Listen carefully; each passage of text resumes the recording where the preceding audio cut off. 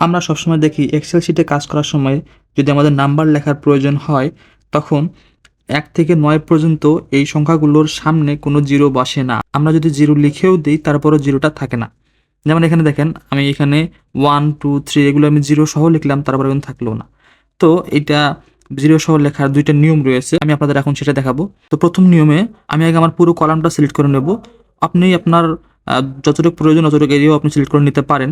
তো আমি পুরো কলাম সিলেক্ট করে নিলাম। নেওয়ার পরে আমি হোম ট্যাব থেকে চলে আসলাম হচ্ছে নাম্বার ফাংশনের সাইডে যে কর্নারে অ্যারো চিহ্ন আছে এখানে ক্লিক করলাম। দেন দেখেন এখানে কিছু অপশন চলে আসলো।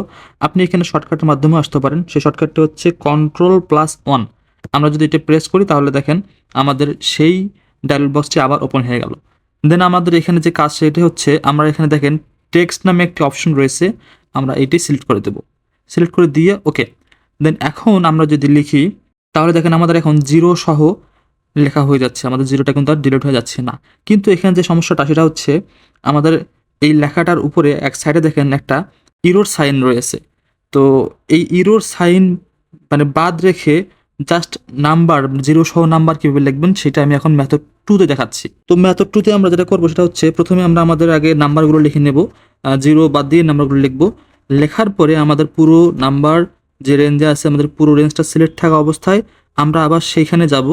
কিবোর্ডে শর্টকাট Ctrl+1 প্রেস করে আমরা এখানে আসতে পারি, অথবা আমরা হোম ট্যাব থেকে নাম্বার ফাংশনের এখানে অ্যারোতে ক্লিক করে যেতে পারি।